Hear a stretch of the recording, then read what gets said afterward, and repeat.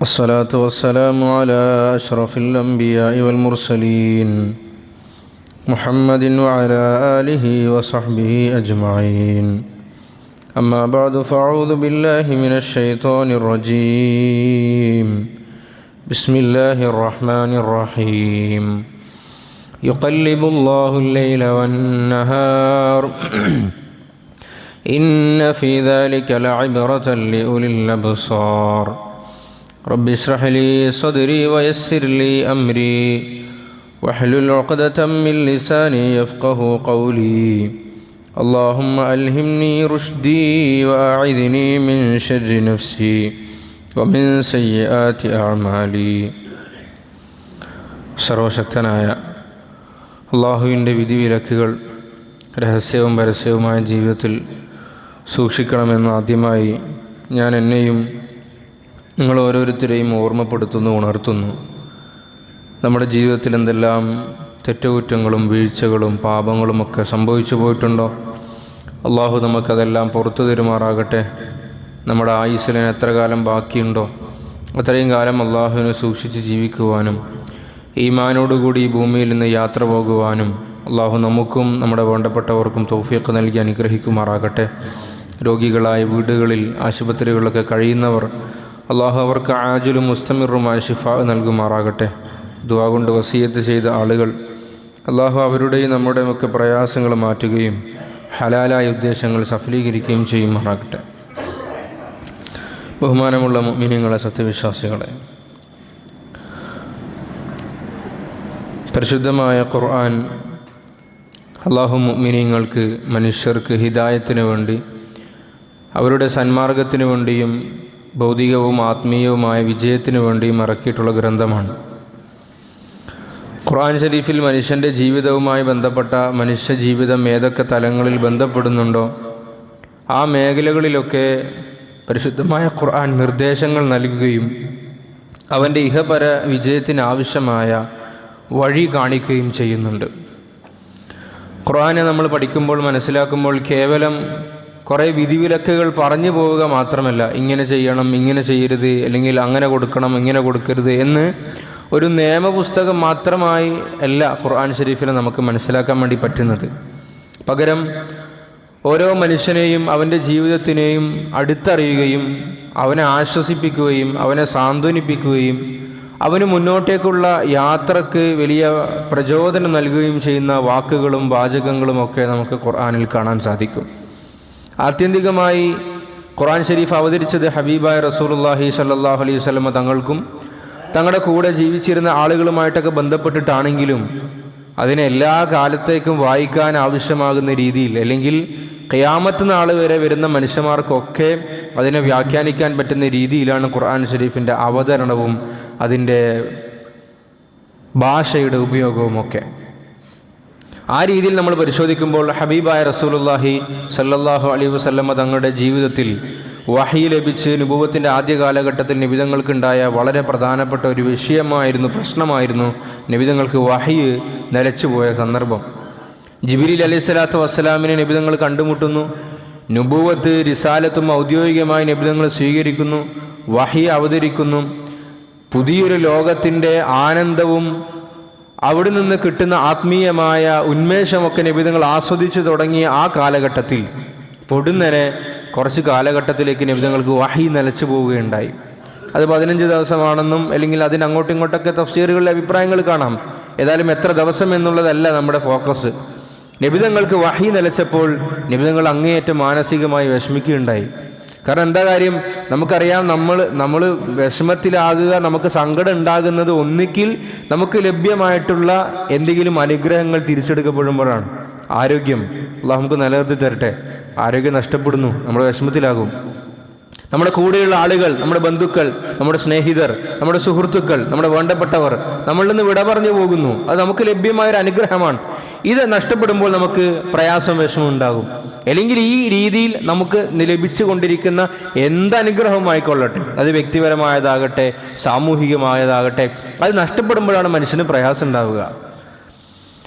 ഈ അർത്ഥത്തിൽ നമ്മൾ ചിന്തിച്ചാൽ ഒരു മനുഷ്യന് ലഭിക്കാവുന്ന ഏറ്റവും വലിയ ആനന്ദം എന്താണ്? ഏറ്റവും വലിയ ആനന്ദം എന്ന് പറയുന്നത് അയാളും അള്ളാഹുവും തമ്മിലുള്ള ബന്ധത്തിൽ കൂടി കിട്ടുന്ന ഒരു ആത്മീയമായ ആനന്ദമുണ്ട്.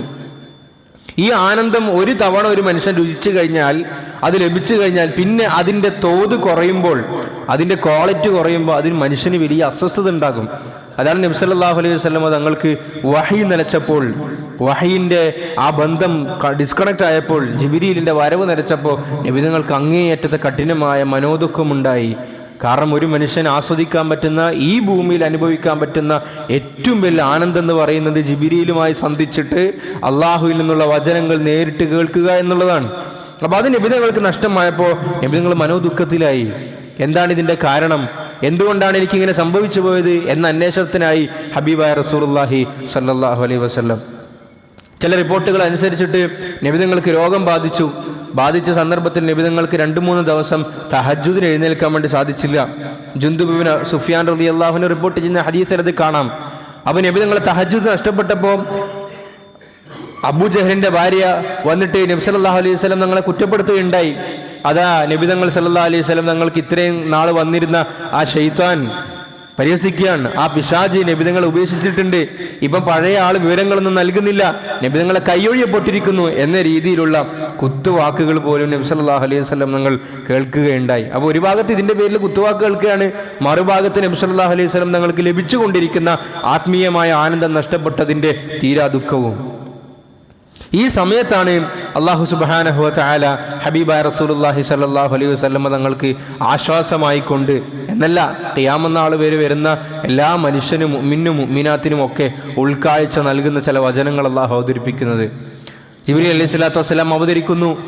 അല്ലാഹുവിൻ്റെ ഭാഗത്ത് നിന്നും ആയത്തിറങ്ങി, വദ്ദുഹാ വല്ലൈലി ഇദാ സജാ മാ വദ്ദഅക റബ്ബുക വമാ ഖലാ എന്ന് തുടങ്ങി ആ സൂറത്ത് അവതരിക്കുകയുണ്ടായി. എന്താണ് അള്ളാഹു പറയുന്നത്? വദ്ദുഹ, പ്രഭാതത്തിന് തന്നെയാണ് സത്യം. പ്രഭാതം എന്ന് പറഞ്ഞാൽ വെളിച്ചമാണ്, അന്ധകാരത്തിൽ നിന്നും പുറത്തേക്ക് വരുന്ന വെളിച്ചം. ആ വെളിച്ചം നിങ്ങൾ കാണുന്നുണ്ടെങ്കിൽ ആ വെളിച്ചം എത്രമാത്രം സത്യമാണോ എങ്കിൽ ഞാൻ ശേഷം പറയാൻ വേണ്ടി പോകുന്ന കാര്യം സത്യമാണ്. ഖുർആൻ ഷരീഫ് നമ്മൾ വായിക്കുമ്പോൾ ഖുർആൻ ഷരീഫിൽ പല സ്ഥലങ്ങളിലും സത്യം ചെയ്തതായി കാണാം. വൽ അസ്ർ, കാലഘട്ടത്തിന് തന്നെയാണ് സത്യം, അത്തിമരത്തിന് തന്നെയാണ് സത്യം, സൈത്തൂനെ തന്നെയാണ് സത്യം, ചന്ദ്രനെ തന്നെയാണ് സത്യം. ഇങ്ങനെ പല വസ്തുക്കളെ കൊണ്ടും അള്ളാഹു സത്യം ചെയ്തതായി നമുക്ക് കാണാം. അപ്പൊ എന്തിനാണ് ഇങ്ങനെ സത്യം ചെയ്യുന്നത്? അള്ളാഹു സത്യം ചെയ്യാൻ ഉപയോഗിച്ചിരിക്കുന്ന കാര്യങ്ങളൊക്കെ നമുക്ക് അനിഷേധ്യമായ കാര്യങ്ങളാണ്. ഇപ്പൊ ഖുർആൻ വൽ ഖമർ എന്ന് പറഞ്ഞിട്ടുണ്ട്, ചന്ദ്രന് തന്നെയാണ് സത്യം. ചന്ദ്രൻ ഉണ്ട് എന്നതിൽ ആർക്കും തർക്കമില്ല. അപ്പൊ അള്ളാഹു ഇങ്ങനെ അവിതർക്കമായ കാര്യങ്ങൾ മുന്നിൽ ആദ്യം വെക്കും. അപ്പൊ നിങ്ങൾ ഈ കാര്യത്തിൽ എത്രമാത്രം വിശ്വസിക്കുന്നുണ്ട്? കാലഘട്ടം എന്നതിന് നമുക്ക് നിഷേധിക്കാൻ സാധ്യമല്ലല്ലോ. വൽ അസുർ, അപ്പൊ കാലത്തിനെ നിങ്ങൾ അംഗീകരിക്കുന്നുണ്ടെങ്കിൽ ശേഷമുള്ള കാര്യവും അത്രത്തോളം വിശ്വസനീയമാണ്, അനിഷേധ്യമാണ് എന്ന് സൂചിപ്പിക്കാനാണ് സത്യം ചെയ്യുക. അല്ല, നമ്മൾ സത്യം ചെയ്യാറുണ്ട് സംസാരത്തിനിടയിൽ. എപ്പോഴാണ് നമ്മൾ സത്യം ചെയ്യുക? എൻ്റെ വാക്ക് അത്രയും മൂല്യമുള്ളതാണ്, ഇത് അത്രയും സത്യമാണ് എന്ന് പറയാൻ വേണ്ടിയിട്ടാണ് നമ്മൾ പല കാര്യങ്ങൾ വെച്ചിട്ട് സത്യം ചെയ്യാറുള്ളത്. ഇവിടെ അള്ളാഹു സത്യം ചെയ്യാൻ ഉപയോഗിച്ച വാചകം വദ്ദുഹ, പ്രഭാതത്തിന് തന്നെയാണ് സത്യം. ഈ പ്രഭാതത്തിനെ നിങ്ങൾ എത്രമാത്രം അറിയുന്നു, അതിനെ അനുഭവിക്കുന്നു എങ്കിൽ ഞാൻ ശേഷം പറയാൻ വേണ്ടി പോകുന്ന കാര്യവും അത്രമാത്രം യാഥാർത്ഥ്യമാണ്. വല്ലൈലി ഇദാ സജാ, രാത്രിയെ തന്നെയാണ് സത്യം. രാത്രി എന്നൊരു അവസ്ഥ ഉണ്ടെങ്കിൽ ആ രാത്രിയെ കൊണ്ട് ഞാൻ സത്യം ചെയ്യുന്നു. ഇദാ സജാ, അത് ഇരുൾ മൂടിയതാകുമ്പോൾ, അത് ശാന്തമായതാകുമ്പോൾ. മുഫസ്സിരീങ്ങൾ രേഖപ്പെടുത്തുന്നുണ്ട്, 2 അവസ്ഥകളെ അള്ളാഹു പറഞ്ഞു, രാവിനെയും പറഞ്ഞു, പകലിനെയും പറഞ്ഞു. ഇതും ഈ സംഭവമായിട്ട് എന്താ ബന്ധം? നമുക്കറിയാം, രാവ് എന്ന് പറഞ്ഞു കഴിഞ്ഞാൽ അത് അന്ധകാരമാണ്, വെളിച്ചമില്ലാത്ത അവസ്ഥയാണ്, ഇരുൾ മൂടുന്ന അവസ്ഥയാണ്. പ്രഭാതം എന്ന് പറഞ്ഞാൽ അതിന് വിപരീതമായി നമുക്ക് അങ്ങോട്ടും ഇങ്ങോട്ടും കാണാനും നമ്മുടെ മായിഷത്തിന് വേണ്ടി നമുക്ക് സഞ്ചരിക്കാനൊക്കെ പറ്റുന്ന സമയമാണ്. അള്ളാഹു നമ്മളെ പഠിപ്പിക്കുന്നത് എല്ലാ മനുഷ്യനും പ്രപഞ്ചത്തിന് രാവും പകലും ഉള്ളതുപോലെ, സമയത്തിന് രാവും പകലും ഉള്ളതുപോലെ എല്ലാ മനുഷ്യന്റെ ജീവിതത്തിലും രാവും പകലും ഉണ്ടാവും. എപ്പോഴും പ്രഭാതമായിരിക്കുകയില്ല, എപ്പോഴും ഉയർച്ചയായിരിക്കുകയില്ല, എന്നാൽ എപ്പോഴും തകർച്ചയായിരിക്കുകയില്ല. അള്ളാഹു ചോദിക്കുന്നുണ്ടല്ലോ, ഖുൽ അറഅയ്തും ഇൻ ജഅലല്ലാഹു അലൈക്കുമുൽ ലൈല സർമദൻ ഇലാ യൗമിൽ ഖിയാമ, ഖിയാമത്ത് നാൾ വരെ അള്ളാഹു എങ്ങാനും ഒരേപോലെ രാവിനെ അങ്ങനെ തന്നെ നിലനിർത്തുകയാണെങ്കിൽ, സൂര്യൻ ഉദിക്കാത്തൊരവസ്ഥ അല്ലെങ്കിൽ സൂര്യപ്രകാശം ലഭിക്കാത്തൊരവസ്ഥ നിങ്ങൾക്ക് അള്ളാഹു നൽകുകയാണെങ്കിൽ നിങ്ങൾക്ക് ആരാണ് വെളിച്ചം കൊണ്ടുതരാനുള്ളത്? അപ്പൊ നമ്മൾ ഈ ഒരു കോണ്ടെക്സ്റ്റിൽ വായിക്കുമ്പോൾ സൂര്യന്റെ ഉദയം എന്ന് പറയുന്നത്, അല്ലെങ്കിൽ സൂര്യന്റെ വെളിച്ചം നമുക്ക് ലഭിക്കുക എന്ന് പറയുന്നത് ബാഹ്യമായ അർത്ഥത്തിൽ നമുക്ക് വായിക്കാം.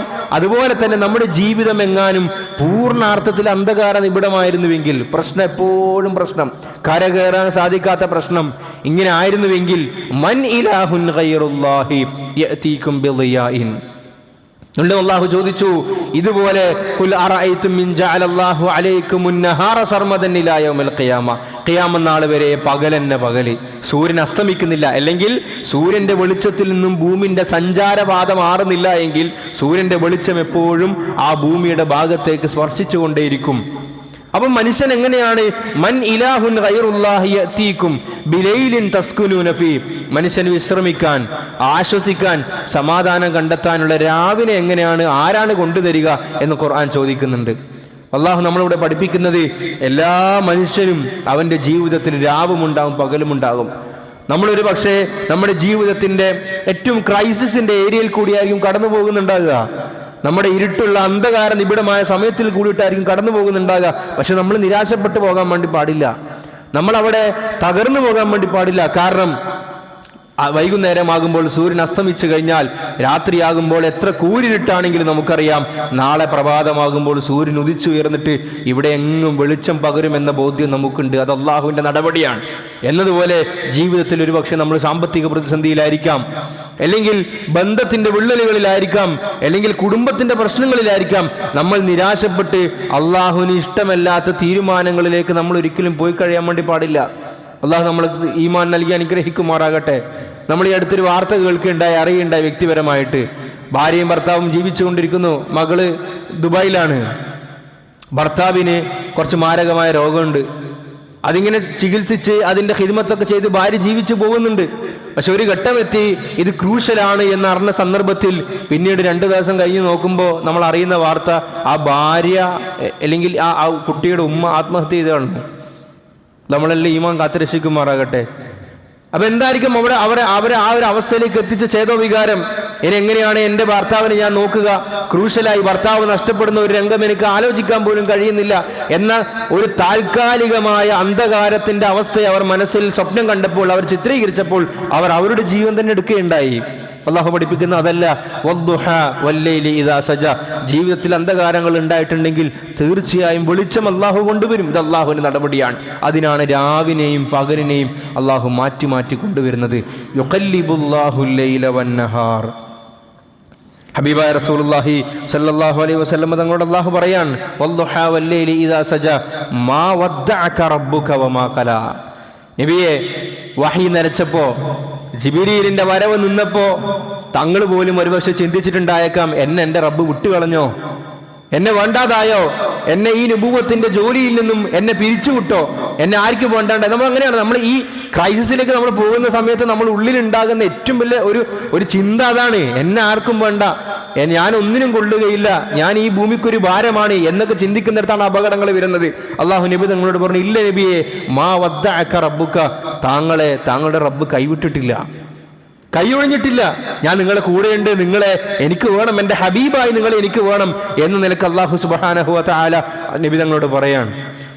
ഉപേക്ഷിക്കുക എന്നാണല്ലോ അതിൻ്റെ അർത്ഥം. ഉപേക്ഷിക്കുക എന്നതിന് അറബിയിൽ നമുക്ക് തറക്ക എന്നുള്ള വാക്ക് ഉപയോഗിച്ചാൽ മതി. തറക്ക എന്ന വാക്കിൻ്റെ അർത്ഥം ഉപേക്ഷിച്ചു എന്ന് തന്നെയാണ്.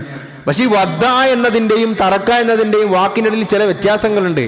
വദ്ദ എന്ന് പറഞ്ഞാൽ ഇഷ്ടപ്പെട്ട ആള് മറ്റേ ആളെ ഉപേക്ഷിക്കുമ്പോഴാണ് വദ്ദ എന്ന് പറയുക. നമ്മൾ യാത്രയപ്പനും വദ്ദ എന്ന് പറയും. നമ്മൾ ഇഷ്ടപ്പെട്ട ആൾക്കാണല്ലോ യാത്രയപ്പ് കൊടുക്കുക, അല്ലെങ്കിൽ ആരോ യാത്ര ചെയ്യുന്നതിന് നമ്മൾ യാത്രയപ്പ് കൊടുക്കാറില്ല. നമ്മൾ വേണ്ടപ്പെട്ട ആൾ യാത്ര ചെയ്യുമ്പോൾ അൽവിദ നമ്മൾ പറയാറില്ലേ? അൽവിദ എന്ന് പറഞ്ഞാൽ എന്താ? ഇഷ്ടപ്പെട്ട ആളുകൾ തമ്മിൽ വേറി വരുമ്പോഴാണ് അൽവിദ എന്നുള്ള പദം ഉപയോഗിക്കുക. അല്ലാഹു സുബ്ഹാനഹു വ തആല നബി തങ്ങളോട് പറയാണ്, മാ വദ്ദഅക റബ്ബുക, തങ്ങളുടെ റബ്ബ് അങ്ങയെ കൈവിടിഞ്ഞിട്ടില്ല നബിയെ, വമാ ഖലാ, നിങ്ങളെ വെറുത്തിട്ടുമില്ല. പ്രിയമുള്ളവരെ, ഇത് അല്ലാഹു സുബ്ഹാനഹു വ തആല ഹബീബായ റസൂലുള്ളാഹി സ്വല്ലല്ലാഹു അലൈഹി വസല്ലം തങ്ങളോട് പറയാനുള്ള കാരണം നബി തങ്ങൾ ശരീഅത്തിൽ ഉറച്ചു നിന്നതുകൊണ്ടാണ്. തീർച്ചയായും നമ്മുടെ ജീവിതത്തിന്റെ ക്രൈസിസുകളിലും എല്ലാം നഷ്ടപ്പെട്ടു എന്ന് തോന്നുന്ന ആ മൊമെന്റിൽ പോലും നമുക്കും ഈ വിളി നമുക്ക് കേൾക്കാൻ വേണ്ടി സാധിക്കും. ഇല്ല, എൻ്റെ റബ്ബ് എന്നെ കൈവിട്ടിട്ടില്ല എന്ന് നമുക്ക് ഉൾക്കരുത്തും ഉൾബോധവും ഉണ്ടാകണമെങ്കിൽ ഞാൻ നിലകൊള്ളുന്ന പാത റബ്ബിന് ഇഷ്ടപ്പെട്ട പാതയായിരിക്കണം. സാമ്പത്തികമായി ഇടിയുന്നു എന്ന് കാണുന്നു, ഉടൻ അള്ളാഹുവിന് ഇഷ്ടകരമായ കാര്യമാണ് നമ്മളവിടെ തീരുമാനമായി എടുക്കുന്നതെങ്കിൽ, അല്ലെങ്കിൽ മറ്റെന്തെങ്കിലും സാമ്പത്തിക ചൂഷണങ്ങളാണ് അവിടെ ചെയ്യുന്നതെങ്കിൽ തീർച്ചയായും അവിടെ മാ വദ്ദഅക റബ്ബുക നമുക്ക് കേൾക്കാൻ സാധിക്കൂല. കാരണം അള്ളാഹുവിന് ഇഷ്ടമല്ലാത്ത പ്രവൃത്തി നമ്മൾ ചെയ്യുമ്പോൾ അള്ളാഹു നമ്മളെ കൈവിടും. ബന്ധത്തിൽ ഉള്ളലുണ്ടാകുന്നു, എൻ്റെ ഭാര്യ എന്നെ മാനസികമായി തൃപ്തിപ്പെടുത്തുന്നില്ല, അല്ലെങ്കിൽ എന്നെ ശാരീരികമായി തൃപ്തിപ്പെടുത്തുന്നില്ല, അപ്പൊ ഞാൻ എന്ത് ചെയ്യും? എന്നാ പിന്നെ ഞാൻ അത് തേടാനുള്ള മറ്റു വഴികൾ തേടിപ്പോകും, അത് ലഭിക്കാനുള്ള മറ്റു വഴികൾ തേടിപ്പോകും എന്ന ധാർഷ്ട്യത്തിന്റെ വർത്തമാനമാണ് പറയുന്നതെങ്കിൽ ഒരിക്കലും മാ വദ്ദഅക റബ്ബുക വമാ ഖല നമുക്ക് കേൾക്കാൻ സാധിക്കൂല.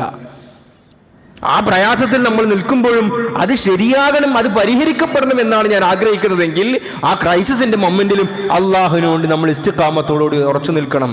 അത് ജീവിതത്തിന്റെ ഏത് മേഖലകളിലാണെങ്കിലും ശരി. ഹബീബായ റസൂലുള്ളാഹി സ്വല്ലല്ലാഹു അലൈഹി വസല്ലം തങ്ങളോട് അള്ളാഹു പറഞ്ഞതിന്റെ പൊരുളതാണ്, നബിയെ അങ്ങേ അള്ളാഹു കൈവിട്ടിട്ടില്ല, മാ വദ്ദഅക റബ്ബുക വമാ ഖല, അങ്ങേ അള്ളാഹു വെറുത്തിട്ടുമില്ല. എന്നിട്ട് അള്ളാഹു തആല ഒരു വലിയ സത്യത്തിലേക്ക് അള്ളാഹു വിരൽ ചൂണ്ടുകയാണ്, അത് ആശ്വസിപ്പിക്കുകയാണ് അള്ളാഹു തആല നബിയെ. അപ്പൊ എന്താ ഈ വഹി വരുന്നതും ജിബ്രീലിന്റെ സന്ദർശനവും ഖുർആന്റെ അവതരണമൊക്കെ ദുനിയാവിൽ വെച്ചിട്ടാണ്. അത് നിലച്ചപ്പം ഭൗതികമായ പ്രയാസങ്ങൾ ഉണ്ടായി നബിതങ്ങൾക്ക്.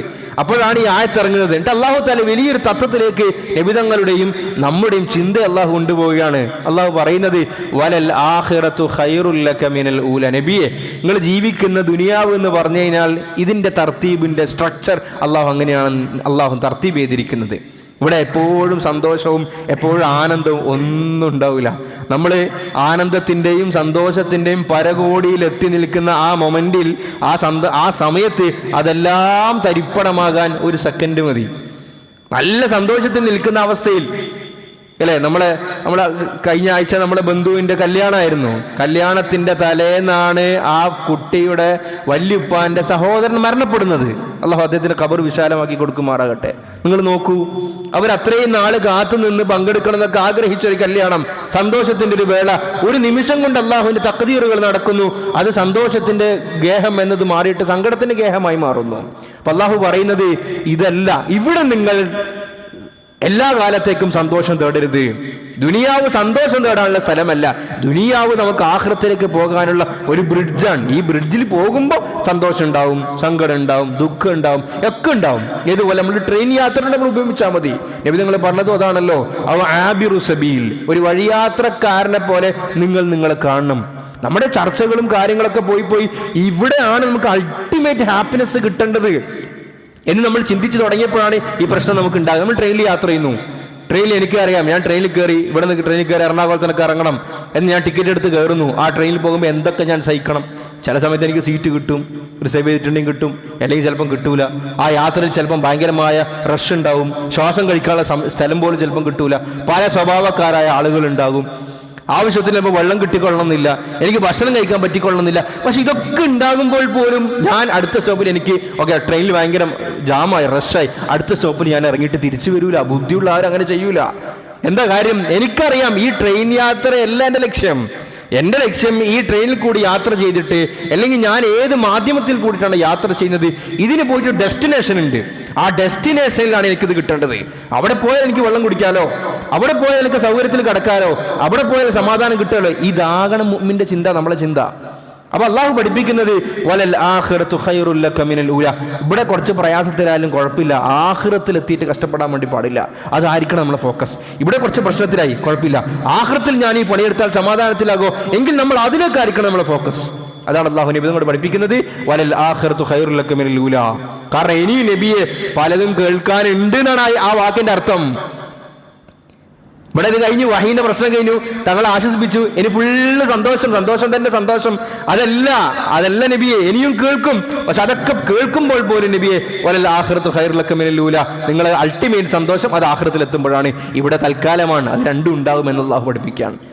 എന്നിട്ട് നബി സല്ലല്ലാഹു അലൈഹി വസല്ലം അള്ളാഹു പറയുന്നു, വലസൗഫ യുഅതീക റബ്ബുക ഫതറല്ലാഹ്, നിങ്ങൾക്ക് ഭൂമിയിൽ നിന്ന് എന്തൊക്കെ കിട്ടിയാലും, ആളുകൾ നിങ്ങൾക്ക് എന്തൊക്കെ തന്നാലും, നിങ്ങൾ എന്തൊക്കെ ഭൂമിയിൽ നേടിയെടുത്താലും നിങ്ങൾക്ക് അതിൽ തൃപ്തി വരിക എന്ന് പറയുന്ന കാര്യം അസംഭവ്യമാണ്.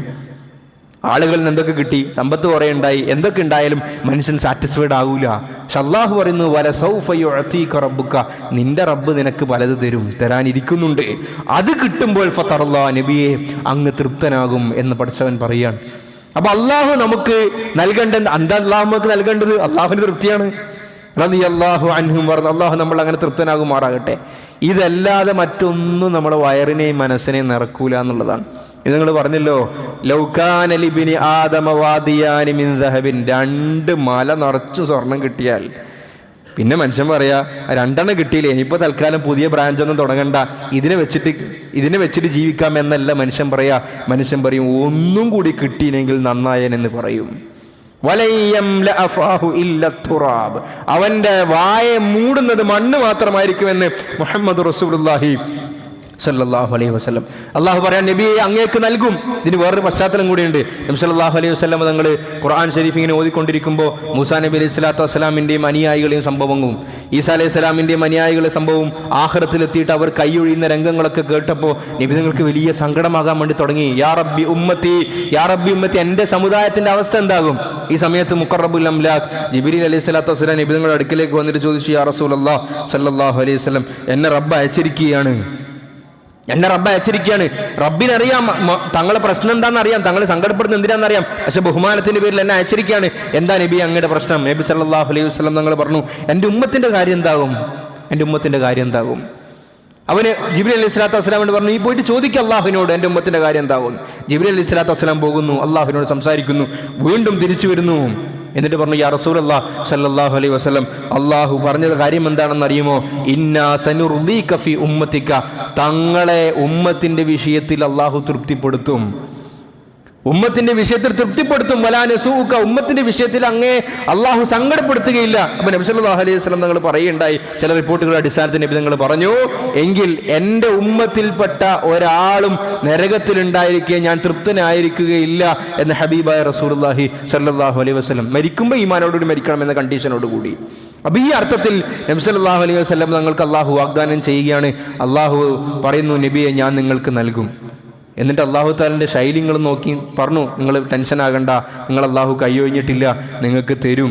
സത്യത്തിൽ നമ്മൾ പലപ്പോഴും ആ കാര്യം ചർച്ച ചെയ്തിട്ടുണ്ട്. അള്ളാഹു ഖാലിഖല്ലേ, അള്ളാഹു റബ്ബല്ലേ. അള്ളാഹുവിനെ സംബന്ധിച്ചിടത്തോളം നിങ്ങൾ നോക്കൂ, ഒരു ഉന്നത അധികാരിയെ സംബന്ധിച്ചിടത്തോളം തൻ്റെ കീഴിലുള്ള ഒരാൾക്ക് താൻ വിധിക്കുന്ന തൻ്റെ ജഡ്ജ്മെന്റിന് ന്യായം പറയേണ്ട ആവശ്യമൊന്നുമില്ല.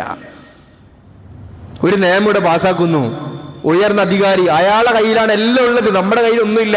എങ്കിൽ അയാളെ സംബന്ധിച്ച് റൂൾ അങ്ങ് പറയുകയെന്നേ ഉള്ളൂ, അതിന്റെ കാരണം ഇന്നതാണ്, അതിന്റെ കാര്യം ഇന്നതാണ്, അത് അങ്ങനെ ആയതുകൊണ്ട് ഇങ്ങനെ ജസ്റ്റിഫിക്കേഷന്റെ ആവശ്യമില്ല. ശരിക്കും പറഞ്ഞാൽ അള്ളാഹിനെ സംബന്ധിച്ചിടത്തോളം അങ്ങനെ തന്നെയല്ലേ. അള്ളാഹു മലിക്കുൽ ജബ്ബാറായ അള്ളാഹു അല്ലേ, അള്ളാഹു ഇങ്ങനെയൊക്കെ പറയേണ്ട ആവശ്യമുണ്ടോ? പക്ഷെ അതാണ് ഞാൻ നേരത്തെ പറഞ്ഞത്, കേവലം വിധികൾ ഇങ്ങനെ പറഞ്ഞു പോകും. നമ്മളെ ഭരണഘടനയൊക്കെ വായിച്ചു നോക്കിയാൽ മതി. ആർട്ടിക്കിൾ 1 ഇന്നെന്ന് പറയുമ്പോൾ ഇങ്ങനെയാണെങ്കിൽ ഇങ്ങനെയാണെങ്കിൽ ഇങ്ങനെ എന്നല്ലാതെ അവിടെ മനുഷ്യ മനസ്സുകളെ സ്പർശിക്കുന്നൊന്നുമില്ല. പക്ഷെ അല്ലാഹു തആല വിധികൾ പറയുമ്പോൾ പോലും ഈ വിധി കേൾക്കുന്നവൻ മനുഷ്യനാണ് എന്ന ബോധം കൃത്യമായി അള്ളാഹു പാലിക്കുന്നുണ്ട്. ശേഷം അള്ളാഹു പറയുന്നത്, അലം യജിദ്ക യതീമൻ ഫആവാ, തങ്ങളെ കൈയൊഴിഞ്ഞിട്ടില്ല എന്ന് വെറുതെ പറഞ്ഞതല്ല അള്ളാഹു ചോദിക്കുകയാണ്, അലം യജിദ്ക, അവൻ നിങ്ങളെ കണ്ടെത്തിയില്ലേ? യതീമായിട്ട് അനാഥനായിട്ടല്ലേ അങ്ങയെ കണ്ടെത്തിയത് അള്ളാഹു.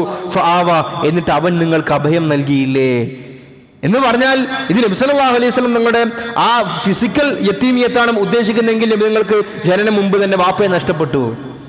ജനിച്ചിട്ട് 6ാമത്തെ വയസ്സാകുമ്പോഴത്തേക്ക് ഉമ്മാനെ നഷ്ടപ്പെട്ടു. 8ാമത്തെ വയസ്സിൽ അബ്ദുൽ മുത്തലിബിനെ നഷ്ടപ്പെട്ടു. പിന്നെ അബൂ താലിബിന്റെ കയ്യിലേക്ക് എത്തുന്നു. അബൂ താലിബിന്റെ സംരക്ഷണത്തിന് വളരുന്നു. യത്തീമായിട്ട് പോലും ഒരു യത്തീമായ കുട്ടി അല്ലെ, വാപ്പയും ഉമ്മയും ഒരു ഹെൽത്തിയായ പാരൻസ് ഇല്ലാത്ത, ഹെൽത്തി കൊണ്ട് ഉദ്ദേശിക്കുന്നത് നല്ല നല്ല ഐക്യത്തിലും സന്തോഷത്തിലും ഇല്ലാത്ത രക്ഷിതാക്കളുടെ മക്കളാണ് ഏറ്റവും കൂടുതൽ ക്രിമിനൽ കുറ്റങ്ങളിൽ പെടാനുള്ള സാധ്യത എന്ന് എല്ലാ പഠനങ്ങളും അടിവരയിടുന്നു.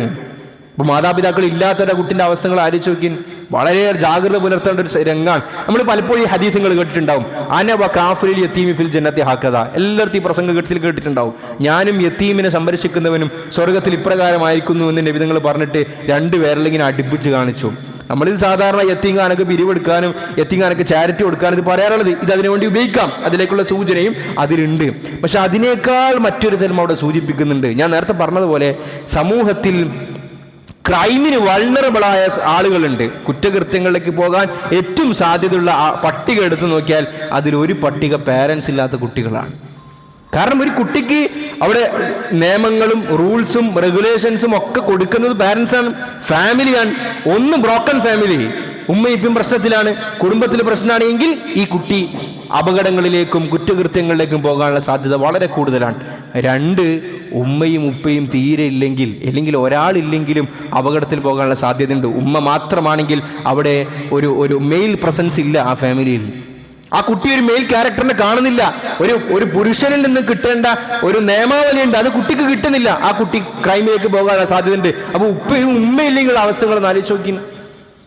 അപ്പൊ അവരെ ഞാൻ നേരത്തെ പറഞ്ഞ പോലെ അനവ കാഫിൽ യതീമി ഫിൽ ജന്നത്തി ഹാക്കദ, അത് അവർക്ക് പിരിവുണ്ടാക്കി കൊടുക്കൽ മാത്രമല്ല, അത് കൊടുക്കണം, അത് ചെയ്യുന്നുണ്ട് അൽഹംദുലില്ലാ. അവരെ സാംസ്കാരികമായി അവർക്ക് കൊടുക്കുക, സംരക്ഷണം കൊടുക്കുക എന്നുള്ളത് നമ്മുടെ ഉത്തരവാദിത്തമാണ്. അവരൊരു അപകടത്തിലേക്ക് പോകാൻ വേണ്ടി പാടില്ല. നിങ്ങൾ നോക്കൂ, റസൂലുള്ളാഹി സ്വല്ലല്ലാഹു അലൈഹി വസല്ലം തങ്ങൾ ജീവിക്കുന്ന കാലം എന്ന് പറഞ്ഞാൽ ജാഹിലിയത്തിന്റെ എല്ലാ നെറികേടുകളും നടക്കുന്ന കാലം. അവിടെ അള്ളാഹു ഉപ്പാൻ ആദ്യം കൂട്ടിക്കൊണ്ടു പോവാണ്, പിന്നെ ഉമ്മാനെ കൂട്ടിക്കൊണ്ടു പോകുന്നു. പക്ഷെ അള്ളാഹു തആല നബി സല്ലല്ലാഹു അലൈഹി വസല്ലം തങ്ങളെ വളരെ നല്ല രീതിയിൽ സൂക്ഷിച്ച് മുന്നോട്ടേക്ക് കൊണ്ടുപോകുന്നു. അതാണ് അള്ളാഹു പറഞ്ഞത്, അലം യജിദ്ക യതീമൻ ഫആവ, നബിയെ അങ്ങ് യതീമായിട്ട് അള്ളാഹു കണ്ടെത്തി തങ്ങൾക്ക് സംരക്ഷണം നൽകിയില്ലേ. ഇനി തന്നെ നമ്മളിലേക്ക് ബന്ധിപ്പിച്ചു നോക്കൂ. നമ്മളിപ്പോൾ അൽഹംദുലില്ലാഹ് നമ്മുടെ മാതാപിതാക്കൾ ജീവിച്ചിരിപ്പുണ്ട്, അല്ലെങ്കിൽ നമ്മളെ യതീമിങ്ങളായവരോ അല്ലാത്തവരൊക്കെ ആളുകൾ ഇവിടെ ഉണ്ട്. ജീവിതത്തിൽ നമ്മളും ഈ പറഞ്ഞതുപോലെ നമ്മൾ കൈപിടിക്കാൻ ആളില്ലാത്ത ഒരവസ്ഥ എല്ലാവരുടെ ജീവിതത്തിലും കടന്നു പോയിട്ടുണ്ടാവും. അതൊരു പക്ഷെ അറിവിന്റെ മേഖലയിലാകാം, അല്ലെങ്കിൽ ആത്മീയ തലത്തിലാകാം, അല്ലെങ്കിൽ ജീവിതത്തിന്റെ അനുഭവങ്ങൾ കൊണ്ടാകാം. നമ്മൾ ആ ലൈഫിന്റെ ആ മൊമെന്റിൽ കൂടി കടന്നു പോകുന്ന സമയത്ത് അള്ളാഹു സുബ്ഹാനഹു വ തആല തീർച്ചയായും, നമ്മൾ അള്ളാഹുവിനെ വിശ്വസിക്കുന്നവരും അള്ളാഹുവിന്റെ ആ മാർഗത്തിൽ ഉറച്ചു നിൽക്കുന്ന ആളുകളാണെങ്കിൽ അള്ളാഹു നമ്മൾ കൈപിടിക്കാൻ ഒരാളെ തരും. നമുക്ക് അതിനെ നൽകുമാറാകട്ടെ. നൽകിയ കൈകൾ അള്ളാഹു നിലനിർത്തി തരുമാറാകട്ടെ. നമ്മൾ കൈപിടിച്ചിട്ട് അവർ കൊണ്ടുപോകും. നമ്മൾ പോലും വിചാരിക്കൂല എങ്ങനെ ഇയാളുമായി നമ്മൾ ബന്ധിച്ചു എന്ന് പോലും നമുക്ക് ചിന്തിക്കാൻ വേണ്ടി പറ്റൂല. അപ്പൊ അള്ളാഹു നമ്മോട് ചോദിക്കുന്നു, നീ ഒറ്റപ്പെട്ടവനായി, അറിവില്ലാത്തവനായി, അല്ലെങ്കിൽ ഏത് പാതയിലേക്ക് സഞ്ചരിക്കണം എന്നറിയാത്ത അനാഥനായി ജീവിച്ചൊരു കാലം ഉണ്ടായിരുന്നല്ലോ. ആ അനാഥത്വത്തിൽ നിന്ന് മാറിയിട്ട് ഇന്ന് നിനക്കൊരു ഐഡന്റിറ്റി തന്നില്ലേ, അതാണ് യതീമൻ ഫആവ വവജദക ളാല്ലൻ ഫഹദ. നബിയെ അങ്ങ് നുബുവത്തിന് മുമ്പുള്ള കാലഘട്ടങ്ങളിൽ ഈ മക്കയിൽ നടക്കുന്ന നെറുകേടുകളൊക്കെ കാണുമ്പോൾ മനസ്സിങ്ങനെ വിഷമിക്കാൻ വേണ്ടി തുടങ്ങി. ഇതെന്തായി കാണുന്നത്? ഏത് ബുദ്ധിയുള്ള മനുഷ്യനിക്ക് മനസ്സിലാകും ഇങ്ങനെ തമ്മിൽ കൊലകൾ നടത്തുക, അക്രമങ്ങൾ നടത്തുക, മനുഷ്യൻ അള്ളാഹു അല്ലാത്തവരെ ഇബാദത്ത് ചെയ്യുക, നഗ്നമായി കഅബ തവാഫ് ചെയ്യുക, നിസ്സാരമായ കാര്യങ്ങൾക്ക് കൊലവിളി നടത്തുക, ഇതൊന്നും ശരിയല്ല. ഇതിനുള്ളൊരു പോം വഴി എന്താണ് എന്ന് ചിന്തിച്ചിട്ട് വഴി അറിയാത്തൊരവസ്ഥ നബി അങ്ങേക്ക് ഉണ്ടായിരുന്നില്ലേ? വവജദക ളാല്ലൻ ഫഹദ. ആ അറിവില്ലാത്ത, അല്ലെങ്കിൽ ആ ലക്ഷ്യത്തിലേക്കുള്ള വഴി അറിയാത്ത സന്ദർഭത്തിൽ ഞാനല്ലേ അങ്ങേക്ക് ജിബ്രീലിനെ പരിചയപ്പെടുത്തി തന്നത്? ഇത് അപ്ലിക്കേഷൻ കൊടുത്തിട്ട് കിട്ടിയൊന്നല്ലോ, ഇത് അല്ലാഹു തആല തിരഞ്ഞെടുത്തതല്ലേ. വവജദക ളാല്ലൻ ഫഹദ. ഇതിനെ നമ്മളിലേക്ക് ബന്ധിപ്പിക്കും മുഅ്മിനീങ്ങളെ. നമ്മൾ നോക്കൂ, നമ്മൾ അഞ്ചാം വയസ്സിലും 6ാം വയസ്സിലൊക്കെ നമ്മുടെ അവസ്ഥ നോക്കിയാൽ അക്ഷരം പോലും നമുക്ക് വായിക്കാൻ പറ്റാത്ത അവസ്ഥ. നമുക്കവിടെ അള്ളാഹു അധ്യാപകന്മാരെ തന്നു, ഇൽമു പഠിക്കാനുള്ള സംവിധാനങ്ങളെ അള്ളാഹു നമ്മുടെ രാജ്യത്തും നമ്മുടെ നാട്ടിലുണ്ടാക്കി. അതിന് ക്രെഡിറ്റ് ഓരോ പാർട്ടിയും ഗ്രൂപ്പൊക്കെ ഏറ്റെടുക്കുന്നുണ്ടെങ്കിലും അൾട്ടിമേറ്റ്ലി നോക്കിയാൽ ഇത് സംവിധാനിച്ചതാരാണ്? അതിപ്പോ സമസ്തയാകാം, അല്ലെങ്കിൽ സെൽഫികളാകാം, അല്ലെങ്കിൽ ജമാഅത്ത് ഇസ്ലാമികളാകാം, അല്ലെങ്കിൽ തബ്ലീഗ് ഒക്കെ അതിന്റെ അള്ളാഹു ഉപയോഗിച്ചതൊക്കെ ടൂൾസാണ്. ഇതൊക്കെ അതിന് അടിത്തറവാക്കി തന്നവൻ ആരാണ്? അത് അള്ളാഹുവാണ്. നമുക്ക് ഇൽമു നൽകാൻ, നമുക്ക് അറിവ് കിട്ടാൻ, ഹിദായത്തിന്റെ വഴികൾ തുറക്കാൻ അള്ളാഹു നമുക്ക് അസ്ബാബുകൾ ഒരുക്കി തന്നില്ലേ? അതാണ് വവജദക ളാല്ലൻ ഫഹദ. എങ്ങോട്ട് സഞ്ചരിക്കണം ഒന്ന് ആലോചിച്ച് നോക്കി. ആ ഹിദായത്തും ആ ഇൽമൊക്കെ കിട്ടിയത് കൊണ്ടല്ലേ ഇന്ന് നമ്മൾ വെള്ളിയാഴ്ച ദിവസം പള്ളിയിൽ ഇരിക്കുന്നതും നമ്മൾ അൽകഹഫ് ഓതിയതും നമ്മൾ സലാത്ത് ചൊല്ലിയതൊക്കെ. അള്ളാഹു കബൂലാക്കുമാറാകട്ടെ. അതാണ് അള്ളാഹു നബി തങ്ങളോട് പറയുന്നത്, വവജദക ളാല്ലൻ ഫഹദ. നബിയെ എങ്ങോട്ട് സഞ്ചരിക്കണം എന്നറിയാത്ത അവസ്ഥ വന്നപ്പോൾ ഞാനല്ലേ നിങ്ങൾ കൈപിടിച്ചത്? വവജദക ആയിലൻ ഫഅഗ്ന. നബിയെ സാമ്പത്തികമായി ഞെരുക്കമുണ്ടായൊരു സന്ദർഭമുണ്ടായത് നബി തങ്ങൾക്ക്. ആ സമയത്ത് ഖദീജ ബീവിയുടെ കച്ചവടത്തിൽ കൂടി, തുടർന്ന് ഖദീജ ബീവിയുടെ വിവാഹത്തിൽ കൂടി സാമ്പത്തികമായ ഭദ്രത നൽകിയതും ഞാനല്ലേ നബിയെ എന്ന് അല്ലാഹു തആല ഓരോ നിഅമത്തുകളും എടുത്തെടുത്ത് ചോദിക്കുകയാണ്. അതെന്തിനാണെന്നറിയോ? നമ്മൾ ഈ പ്രയാസത്തിലാകുമ്പോൾ മനുഷ്യന്റെ സ്വാഭാവികമായ ബ്രെയിൻ്റെ സ്ട്രക്ചർ എന്ന് പറയുന്നത് നമ്മൾ നെഗറ്റീവിനെ കൂടുതലായി ചിന്തിക്കുക, നെഗറ്റീവ് ബയാസ് എന്ന് പറയും. നമ്മളെപ്പോഴും നമ്മുടെ ബ്രെയിൻ ഓട്ടോമാറ്റിക്കലി ഫങ്ഷൻ ചെയ്യുക നമ്മുടെ ജീവിതത്തിലെ ഈ നെഗറ്റീവായ ഇവൻസിനെ ഓർമ്മിക്കാൻ വേണ്ടിയിട്ടാണ്. കച്ചവടം പൊളിഞ്ഞത്, രോഗം വന്നത്, അല്ലെങ്കിൽ എന്തെങ്കിലുമൊക്കെ നഷ്ടങ്ങൾ സംഭവിച്ചത്. മറുഭാഗത്ത് ഒരുപാട് നന്മകൾ ജീവിതത്തിൽ ബെനിഫിറ്റ് നമുക്ക് കിട്ടിയിട്ടുണ്ട്. അതെല്ലാവർക്കും കിട്ടിയിട്ടുണ്ട്, ഒരർത്ഥത്തിൽ അല്ലെങ്കിൽ മറ്റൊരർത്ഥത്തിൽ. പക്ഷെ നമുക്ക് അതിലേക്ക് നമ്മൾ പെട്ടെന്ന് ചിന്ത പോവുക എന്ന് പറയുന്നത് അത് വളരെ കുറവാണ്. അപ്പൊ അല്ലാഹു തആല ഇവിടെ എടുക്കുന്ന രീതി നിങ്ങൾ നോക്കൂ, മനഃപൂർവ്വം ഇത് ഓർമ്മിപ്പിക്കുകയാണ്.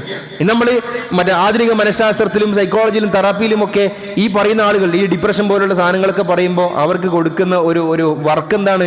അവരെ കൊണ്ട് പറയുന്നത്, നിങ്ങൾ എല്ലാ ദിവസവും രാത്രി ഉറങ്ങാൻ പോകുന്നതിന് മുമ്പ് ഒരു ഗ്രാറ്റിറ്റ്യൂഡ് ജേർണൽ തയ്യാറാക്കണം. എന്താ ഗ്രാറ്റിറ്റ്യൂഡ് ജേർണൽ എന്ന് പറഞ്ഞാൽ, അന്നേ ദിവസം ഇന്ന് രാത്രി നമ്മൾ ഉറങ്ങാൻ പോകുമ്പോൾ ഇന്ന് നിങ്ങൾക്ക് കിട്ടിയ ഒരു 3 അനുഗ്രഹം. അവർ പറയുന്നത് വലിയ കാര്യമൊന്നും വേണ്ട, നമുക്ക് നല്ല ഭക്ഷണം കഴിക്കാൻ വേണ്ടി പറ്റി, ഇന്ന് രോഗമൊന്നുമില്ലാതെ ജീവിക്കാൻ വേണ്ടി പറ്റി, ഇന്ന് എൻ്റെ ഇഷ്ടപ്പെട്ട സുഹൃത്തുമായി എനിക്ക് സംസാരിക്കാൻ പറ്റി, ഇത് അനുഗ്രഹമാണ്. അപ്പൊ ഇങ്ങനെ നമ്മൾ മനഃപൂർവ്വം നമുക്ക് ജീവിതത്തിലുണ്ടായ അനുഗ്രഹങ്ങൾ ഓർക്കാൻ വേണ്ടി തുടങ്ങിക്കഴിഞ്ഞാൽ നമ്മുടെ ബ്രെയിനിലുള്ള ആ ഹാപ്പിനെസിന്റെ പാത്വേകൾ തുറന്ന് കിട്ടുമെന്നാണ് ആധുനിക പഠനങ്ങൾ ന്യൂറോ സയൻസിന്റെയും മറ്റൊക്കെ അടിസ്ഥാനത്തിൽ പറയുന്നത്. അല്ലാഹു സുബ്ഹാനഹു വ തആല സൂറത്തുൽ ളുഹയിൽ അതിന് പ്രാക്ടിക്കലായി ഉപയോഗിച്ചു. നബി തങ്ങളോട് ചോദിക്കുകയാണ്, ഞങ്ങളുടെ യതീമായിരുന്നില്ലേ, ഞാനല്ലേ നിങ്ങളെ കൈപിടിച്ചത്? താങ്കൾ സാമ്പത്തിക ഞെരുക്കം അനുഭവിച്ചില്ലേ, ഞാനല്ലേ അങ്ങേക്ക് ധന്യത നൽകിയത്? എന്നിട്ട് അല്ലാഹു സുബ്ഹാനഹു വ തആല നബി സല്ലല്ലാഹു അലൈഹി വസല്ലം നിങ്ങൾക്ക് നിർദ്ദേശം കൊടുക്കുകയാണ്, നമുക്ക് നിർദ്ദേശം നൽകുകയാണ്. ഫഅമ്മൽ യതീമ ഫലാ തഖ്ഹർ. നബിയെ, അങ്ങ് കടന്നു വന്നത് അനാഥനായിട്ടാണ്. ഇനി ഈ യാത്രക്കിടയിൽ ഒരുപാട് അനാഥന്മാരെ നിങ്ങൾ കണ്ടുമുട്ടും. അതുകൊണ്ട് വന്ന വഴി ഒരിക്കലും നബി അങ്ങ് മറന്നു പോകരുത്. ഫലാ തഖ്ഹർ, അവരടിച്ചമർത്തരുത്. ഇവനെ തൊട്ടാൽ ചോദിക്കാൻ ആളുണ്ടാവില്ല, തന്തയില്ല വാപ്പയില്ലാത്തവനാണ്, അതുകൊണ്ട് എന്തും ചെയ്യാം എന്ന തോന്നിവാസത്തിന്റെ ചിന്ത ഉണ്ടാകാൻ വേണ്ടി പാടില്ല. കാരണം കടന്നു വന്നത് യതീമായിട്ടാണ്. ഇനി ഈ നമ്മൾ നേരത്തെ പറഞ്ഞ പോലെ അർത്ഥമാണെങ്കിൽ, നമ്മളും ഒന്നുമില്ലാത്ത അവസ്ഥയിൽ നിന്നാണ് നമ്മൾ ഇന്ന് എന്തെങ്കിലും ആയി എന്ന് വിശ്വസിക്കുന്നുണ്ടെങ്കിൽ തന്നെ, നമ്മളിന്ന് ജീവിതത്തിന്റെ ഏതെങ്കിലും പൊസിഷനുകൾ നമ്മൾ ഇരിക്കുന്നുണ്ടെങ്കിൽ അതൊക്കെ നമ്മൾ മണ്ണും ചവിട്ടിട്ടാണ് വന്നത്. അതുകൊണ്ട് നമ്മൾ ആ മറ്റൊരാളെ കാണുമ്പോൾ അവൻ അടിച്ചമർത്താനല്ല നമ്മൾ ചിന്തിക്കേണ്ടത്. ഫഅമ്മൽ യതീമ ഫലാ തഖ്ഹർ, ഞാനും ഇതുപോലെ വന്നവനാണ്, അന്ന് എന്നെ സഹായിച്ച ഒരുപാട് ആളുകൾ ഉണ്ടായിരുന്നു, അന്ന് എന്നെ റബ്ബെന്നെ കൈപിടിച്ചിരുന്നു, അതുകൊണ്ട് ഇവനെ ഒരു മുഅ്മിൻ എന്ന നിലക്ക്, ഒരു മനുഷ്യൻ എന്ന നിലക്ക് കൈപിടിക്കേണ്ട ഉത്തരവാദിത്തം എനിക്കുണ്ട് എന്ന് അല്ലാഹു പഠിപ്പിക്കുകയാണ്. വഅമ്മസ്സായില ഫലാ തൻഹർ, നിന്റെ അടുക്കലേക്ക് ചോദിച്ചു വരുന്നവൻ, രണ്ടർത്ഥത്തിലും ചോദിച്ചു വരുന്നവരാകാം, സഹായങ്ങൾ ചോദിച്ചു വരുന്നവൻ, ഫലാ തൻഹർ, അവനെ വിരട്ടി ഓടിക്കരുത്, കൈമടക്കരുത്. ബഹുമാനപ്പെട്ട ഇബ്രാഹിം ഇബ്നു അദ്ഹം റഹിമഹുല്ലാഹ് പറയുമായിരുന്നു, യാചകർ, അല്ലാഹു എല്ലാവർക്കും ഇഫ്ഫത്ത് നൽകി അനുഗ്രഹിക്കുമാറാകട്ടെ, യാചകരെ പറ്റി അദ്ദേഹം പറയുമായിരുന്നു, യാചകർ എത്ര നല്ല ആൾക്കാരാണ്. നിഅമൽ ഖൗമുസ്സായിലൂൻ, യാചന നടത്തുന്ന ആളുകൾ എത്ര നല്ല ആളുകളാണ്. ഇത് പല സ്ഥലത്തും ബോർഡാണ്, യാചന നിരോധിച്ചിരിക്കുന്നു. ഈ യാചന നിരോധിക്കാനുള്ള അധികാരം ഇത് ആർക്കാ? അല്ലാഹു തആല ആർക്കാ ഈ ഭൂമിയിൽ കൊടുത്തിട്ടുള്ളത് യാചന നിരോധിക്കാൻ? അള്ളാഹു അനുവദിച്ചിട്ടുണ്ട് നബിതങ്ങളിൽ കൂടിയിട്ട് ചില സന്ദർഭങ്ങളിൽ യാചിക്കാമെന്ന്. പക്ഷെ ഭൂമിയിൽ അതിന്റെ ചില അവകാശം പേറിയിട്ട് ചില ആളുകൾ അങ്ങനെ ബോർഡ് വെച്ചിട്ടുണ്ട്, യാചന നിരോധിച്ചിരിക്കുന്നു. ഇബ്രാഹിം അദ്ദേഹം റഹിമുള്ള പറയാണ്, നിഅമൽ ഖൗമുസ്സായിലൂൻ, യാചന നടത്തുന്ന ആളുകൾ എത്ര നല്ല ആളുകൾ. അപ്പൊ അതെന്താ അങ്ങനെ ഒരു വർത്താനം? അപ്പൊ അദ്ദേഹം പറയാണ്, യാചന നടത്തുന്ന ആളുകൾ സത്യത്തിൽ ബാഹ്യമായി നമ്മളൊന്ന് നോക്കിയാൽ യാചന നടത്താൻ വരുന്ന ആള്, അയാൾ നമ്മോട് പൈസ ചോദിക്കുന്നു, നമുക്ക് തിരിച്ചൊന്നും കിട്ടുന്നില്ല, നമ്മളെ പൈസ ആക്കി കൊടുക്കുന്നു. ഇബ്രാഹിം റഹിമത്തിനെ വിശദീകരിക്കുന്നത്, സത്യത്തിൽ യാചകം വന്ന് ചോദിക്കുന്നത് എന്തെങ്കിലും തരണേന്ന് പറയുമ്പോൾ അതിന്റെ അർത്ഥം എന്താണെന്ന് അറിയുമോ, അതിന്റെ വ്യാഖ്യാനം എന്താണെന്ന് അറിയുമോ? അതായത് നിങ്ങൾ ആഖിറത്തിലേക്ക് ഇൻവെസ്റ്റ് ചെയ്യാൻ എന്തെങ്കിലും നിങ്ങൾ ആഗ്രഹിക്കുന്നുണ്ടോ, നിങ്ങൾ ആഖിറത്തിലേക്ക് തിരിച്ചു പോകുമ്പോൾ നിങ്ങൾക്ക് നന്മ കിട്ടാൻ എന്തെങ്കിലും ആഗ്രഹിക്കുന്നുണ്ടോ, എങ്കിൽ നിങ്ങൾ എനിക്ക് തരിൻ. എന്നിട്ട് അവർ നമ്മുടെ സമ്പത്തുമായി പോകുന്നു, ആ സമ്പത്ത് നമുക്ക് ആഖിറത്തിൽ ഇൻവെസ്റ്റ് ചെയ്യപ്പെടുന്നു എന്നാണ് ഇബ്രാഹിം അദ്ദേഹം റഹിമഹുല്ലാഹ് പറയേണ്ടായത്. അതുകൊണ്ട് ആ രീതിയിൽ നമ്മൾ ആ കാര്യത്തിന് അങ്ങനെ വ്യാഖ്യാനിക്കാൻ വേണ്ടി ശ്രമിക്കണം. അള്ളാഹു പറയുന്നു, വഅമ്മസ്സായില ഫലാ തൻഹർ, ആ ആവശ്യങ്ങൾ ചോദിച്ചുകൊണ്ട്, സഹായങ്ങൾ ചോദിച്ചുകൊണ്ട്, അത് ശറഇന്റെ പരിധിക്കുള്ളിൽ അനുവദനീയമായ സഹായങ്ങളാണെങ്കിൽ നീ ചെയ്തു കൊടുക്കണം, മാട്ടിപ്പായിക്കരുത്. ഇനി അറിവുമായി ബന്ധപ്പെട്ട ചോദ്യങ്ങളാണ് വരുന്നതെങ്കിൽ അവരെ മാട്ടിപ്പായിക്കാൻ വേണ്ടി പാടില്ല. അവസാനം ആ സൂറത്ത് അവസാനിപ്പിക്കുന്നത് ഇങ്ങനെയാണ്, അല്ലാഹു തആല വഅമ്മാ ബിനിഅമതി റബ്ബിക ഫഹദ്ദിസ്. ഇതൊന്നും ഓർമ്മയില്ലെങ്കിലും ഈ ആയത്തിന്റെ ഒരു കഷ്ണം ഈ ഭാഗം നമ്മുടെ മനസ്സിലുണ്ടായാൽ മതി, കുറേ പ്രശ്നങ്ങൾക്ക് പരിഹാരമാവും. അല്ലാഹു എന്താ പറയുന്നത്? അമ്മാ ബിനിഅമതി റബ്ബിക ഫഹദ്ദിസ്, ജീവിതത്തിൽ അല്ലാഹു തആല കയ്പും നൽകും, മധുരവും നൽകും. അതെല്ലാ ആളുകൾക്കുണ്ട്. നമ്മൾ ബാഹ്യമായി എത്ര നല്ല സുഖലോലുപതയിൽ സന്തോഷത്തിൽ എന്ന് എഴുതുന്ന ആളുകൾ പോലും അവരുടെ ഉള്ളറകളിലേക്ക് ചെല്ലുമ്പോഴാണ് അവരുടെ നൊമ്പരങ്ങളും അവരുടെ ഗദ്ഗതങ്ങളും അവരുടെ വേദനയും നമുക്ക് മനസ്സിലാകുന്നത്. പക്ഷേ നമ്മൾ അള്ളാഹു നൽകിയ പരീക്ഷണങ്ങളിലേക്ക് മാത്രം ഫോക്കസ് ചെയ്യാൻ വേണ്ടി നിന്നാൽ ജീവിതത്തിൽ നമുക്ക് മുന്നോട്ടേക്ക് പോകാൻ വേണ്ടി സാധിക്കൂല. അള്ളാഹു പറയുന്നു, വഅമ്മാ ബിനിഅമതി റബ്ബിക ഫഹദ്ദിസ്, നീ വർത്തമാനം പറയുമ്പോൾ, മറ്റുള്ളവരോട് സംസാരിക്കുമ്പോൾ, സ്വന്തമായി നീ നിന്നോട് സംസാരിക്കുമ്പോൾ, അല്ലെ നമ്മൾ നമ്മോട് തന്നെ ഒരു സെൽഫ് ടോക്ക് നടത്താറില്ലേ, എന്താ ഉണ്ടായി, എനിക്കെന്താ കിട്ടിയത്, എനിക്കെന്താ പടച്ചോ നൽകിയത് എന്നൊക്കെ സംസാരിക്കുമ്പോൾ ബിനിഅമത്തി റബ്ബിക ഫഹദ്ദിസ്, പടച്ചോ നിനക്ക് നൽകിയ നിഅമത്തുകളെ എണ്ണി പറയണം എന്ന് പരിശുദ്ധമായ ഖുർആൻ ശരീഫിൽ പറയാണ്. നിങ്ങൾ നോക്കൂ, മനുഷ്യനാക്കി നമ്മളെ. ഇവിടെ നമ്മൾ ഇരിക്കുന്ന ആളുകളൊക്കെ അല്ലാഹു തആല നമുക്ക് ബാഹ്യമായ എല്ലാ അവസ്ഥകളും നമുക്ക് നൽകി. കണ്ണുകൾ നൽകി, കാലുകൾ നൽകി, അവയവങ്ങൾ നൽകി, മസ്തിഷ്കം നമുക്ക് നൽകി, ബാഹ്യമായ മാരകമായ രോഗങ്ങൾ അല്ലാഹു നമുക്ക് നൽകി. ഇതൊന്നും നിഅമത്തല്ലേ? ഇത് ജുമ കഴിഞ്ഞിട്ട് നമുക്ക് പോയാൽ ഭക്ഷണം കഴിക്കാൻ ഒരു ഇടമുണ്ട് എന്ന പ്രതീക്ഷയെങ്കിലും നമുക്കുണ്ട്. അതുപോലും ഇല്ലാത്തത്ര മനുഷ്യർ കഴിഞ്ഞു പോകുന്നു. അതാണ് അല്ലാഹു പറഞ്ഞത്, വഅമ്മാ ബിനിഅമതി റബ്ബിക ഫഹദ്ദിസ്. നീ രക്ഷിതാവിൻ്റെ അനുഗ്രഹത്തിനെ കുറിച്ച് ഓർമ്മിക്കണം, അതിനെക്കുറിച്ച് വാചാരനാകണം. ചുരുക്കത്തിൽ സൂറത്തുൽ ദുഹ മനുഷ്യൻ്റെ എല്ലാ ഭാഗങ്ങളെയും സ്പർശിക്കുന്നതാണ്. നമ്മുടെ ജീവിതത്തിൻ്റെ പ്രയാസങ്ങളിലാകുമ്പോൾ പോലും ഇൻഷാ അല്ലാഹ് ഇതിനൊക്കെ ശേഷം, ഈ കൂരിരുട്ടിന് ശേഷവും ഈ അന്ധകാരത്തിന് ശേഷവും ഒരു പ്രഭാതം ഉദിക്കുക തന്നെ ചെയ്യും. ആ പ്രഭാതം എനിക്ക് അനുകൂലമാകണമെങ്കിൽ ഒരൊറ്റ കണ്ടീഷൻ മാത്രമേ ഉള്ളൂ.